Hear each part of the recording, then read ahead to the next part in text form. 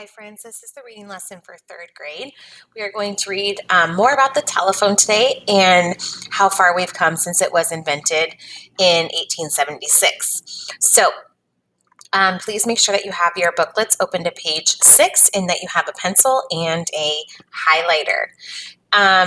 We are going to highlight our key details as we read, and then we're going to write a few main ideas. So, if you are ready, we'll go ahead and get started. Short Read 2. Remember to annotate as you read. From Telephone to FaceTime by Caleb Adams. The day will come when the man at the telephone will be able to see the distant person to whom he is speaking. Alexander Graham Bell spoke these words back in the 1800s. The inventor of the telephone knew what he was talking about.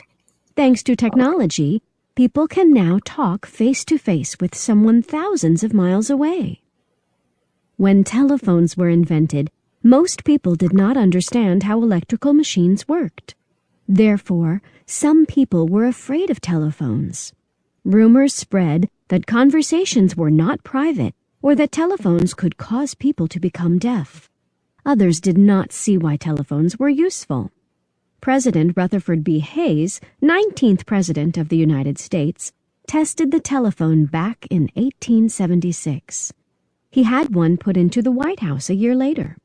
However, he had this to say about the telephone. An amazing invention, but who would ever want to use one? Okay, so let's stop there and let's get to do some highlighting here. We will start by basically everyone thought this idea was really strange, right?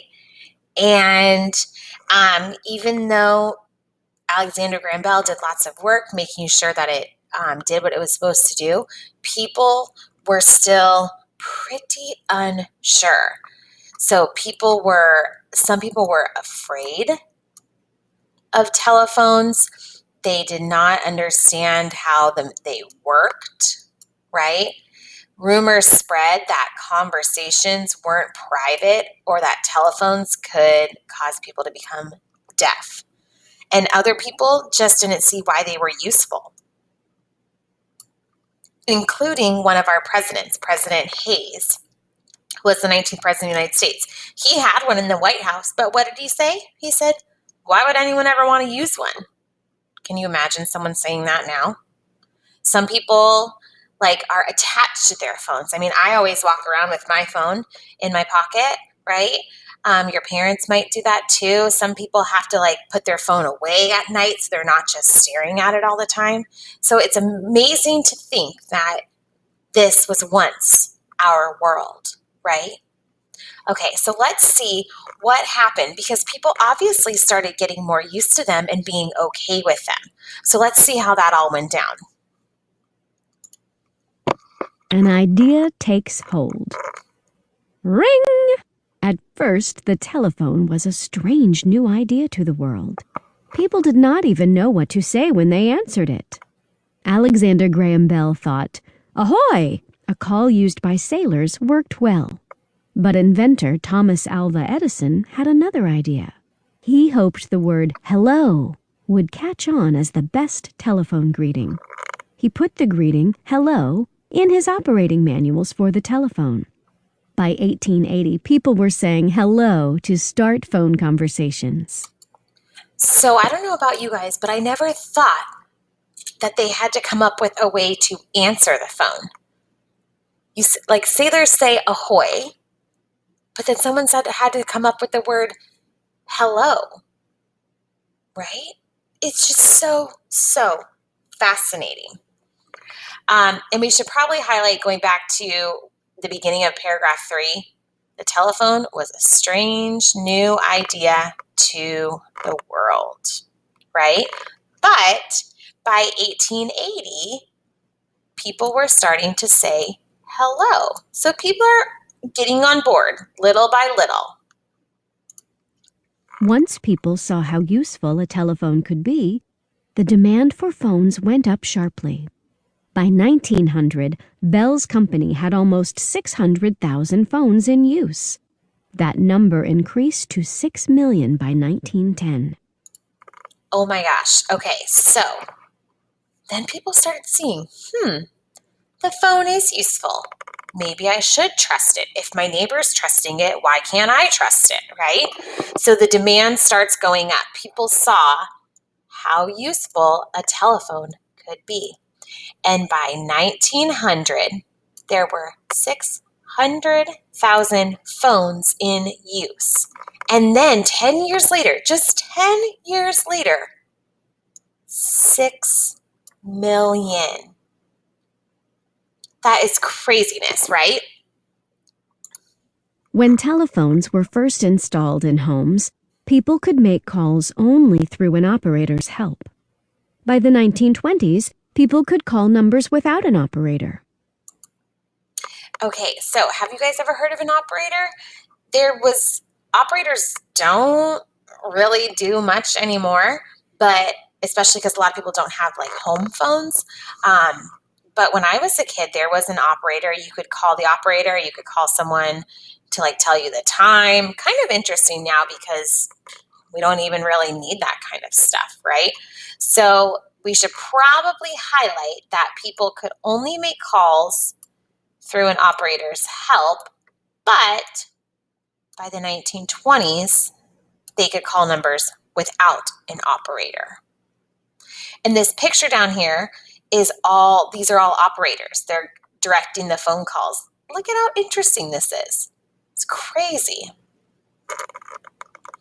Switchboard operators around 1915.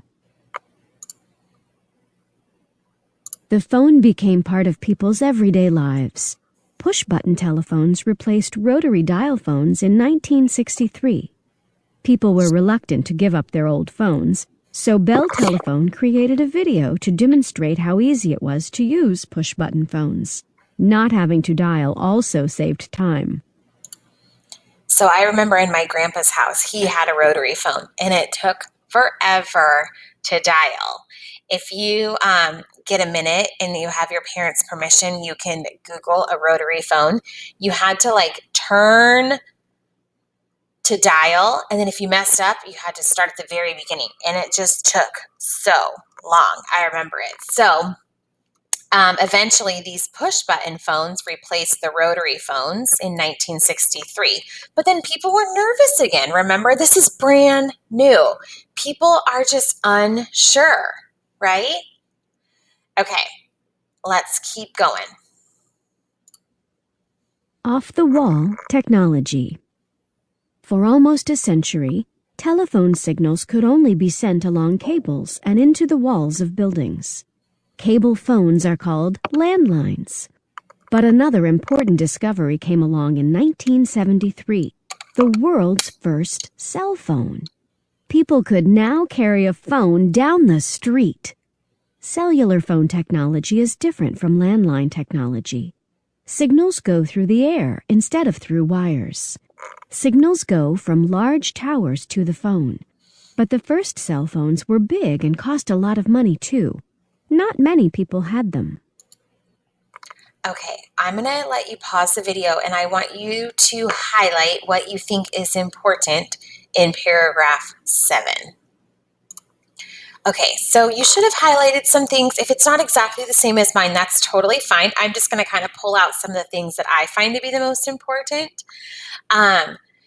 So cable phones, they were called landlines, and that's what they use because the telephone signals went through the cables, right? So I'm going to highlight this. If you want to add to your highlighting, you can. Those were called landlines. But then in 1973, the world's first cell phone was invented. So we've had cell phones now for about 50 years. But when they first were invented, they were pretty expensive. So they were big and they were expensive. If you look down here in this picture right here, this shows you what a cell phone was. It's huge. Now, cell phones got really small for a time, and now they're back. Now they're getting bigger, and now they're kind of getting smaller so that you can kind of choose what size you want. Um, for cellular signals, it goes through the air instead of through wires, and signals go from large towers to the phone. Have you ever heard the term a cell phone tower? So there's cell phone towers all over, but like if you're out in the middle of nowhere, there might not be good reception because there's no cell phone towers out there. Okay, let's keep going. The history of Oh, that's not what I wanted to read yet. Let's go up here, and then we will go down to the timeline. Phones did not get small enough to fit into people's pockets until around 2000. Once that happened, more and more people bought them. Many phones became smarter, too. These smartphones can do a lot more than make calls. They work like computers. In 2003, a computer software program called Skype was introduced, allowing people to make video calls on the internet. Now video calls can be made from a cell phone. People can send photos and written messages with cell phones, too. They can surf the internet. According to Digital Trends, a technology information website, as of 2014, there were more cell phones than people on Earth. We have come a long way from Alexander Graham Bell's first phone. So technology is so fascinating, right? So these cell phones that were pretty big in 1973 didn't get much smaller until around 2000. Okay? So that's probably pretty important to write. I think I got my first cell phone in the year 2000. I was in middle school, I think. But then not only could they fit in your pocket, but the phones got smarter, right? So they could do a lot more than just make calls. Now, I want you to continue reading this paragraph and highlighting and see what you find to be important. Go ahead and pause the video. So then in 2003, a computer software program called Skype was introduced, which allowed people to make video calls on the internet. So this is even before Zoom was a thing, right? So now people could see each other as they make a call. Pretty neat. And then with cell phones, obviously we know that we can send photos and write messages. And I think this fact is so amazing. As of 2014, there were more cell phones than people on Earth. That is crazy, right? So crazy. And going back to Mr. Alexander Graham Bell, we've come so far from his first phone, and technology just keeps getting better and better and better. All right, we are going to take a look at this timeline down below, and then we're going to write some main ideas.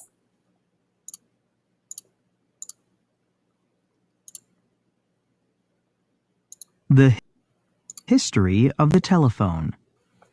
1876. Alexander Graham Bell invents the telephone. 1900. Phone calls can be made between major U.S. cities. 1915. First telephone call reaches across the country from New York to California. It took 2,500 tons of copper wire and 130,000 telephone poles to make the call. 1919. People begin to make calls person to person instead of through an operator. 1929. President Herbert Hoover installs a phone on his desk. For the first time, people can push numbered buttons to make a call instead of using a round or rotary dial. 1968.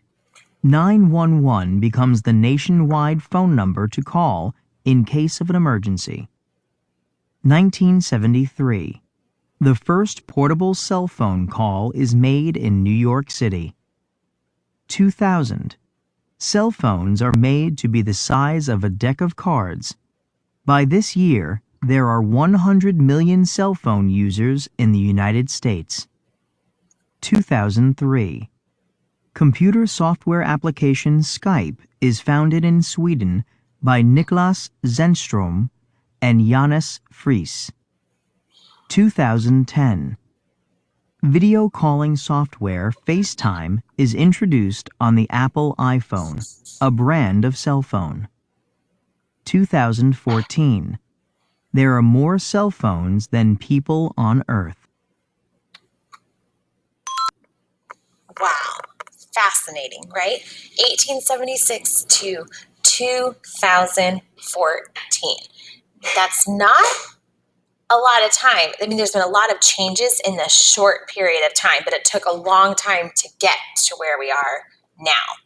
So, what are we going to do next is we are going to write some main ideas. So we have 3 main ideas to write. We have the little introduction, an idea takes hold, and then off the wall technology. So let's turn back to page 6. You can put your highlighters down and grab your pencils. And so our first main idea is probably we need to look at back in our highlights from paragraph 2. So we know that people were really skeptical, right? People, they were afraid, they weren't sure if the conversations were going to be private, if they were even going to be useful or needed, right?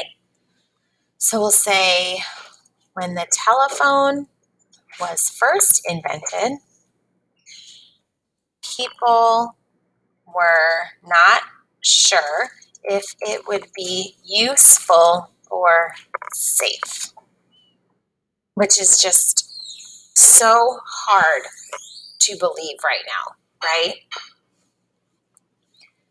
All right, if you need another minute, go ahead and pause the video. Otherwise, we're gonna move on to the next one. So our next main idea is on page 7, and this is kind of where it starts that people are starting to get more and more used to the telephone, right?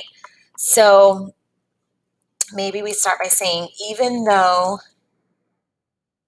a telephone was a strange idea at first, what should we say next? Go ahead and fill in that next part.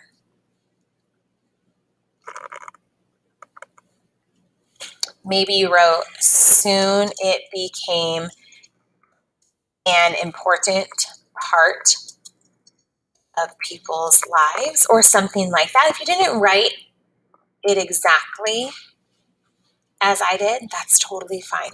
We all have different styles of writing. All right, and when you're ready, let's turn the page. And we have one more main idea to write. I'm going to have you write this main idea on your own. So you're going to talk about cell phones and maybe how cell phones came to be, or you can talk about the video calling. What do you think is the most important part about paragraphs 7 and 8? So I'm going to have you work on that main idea on your own. If you're in Mrs. Peterson's class, you are going to read or type your main idea. If you are in Mrs. Smith's class, she may or may not have you do that as well. All right, friends, I hope you enjoyed learning about the telephone and how it started and where it ended up and how it's changing still today. We'll see you later, friends.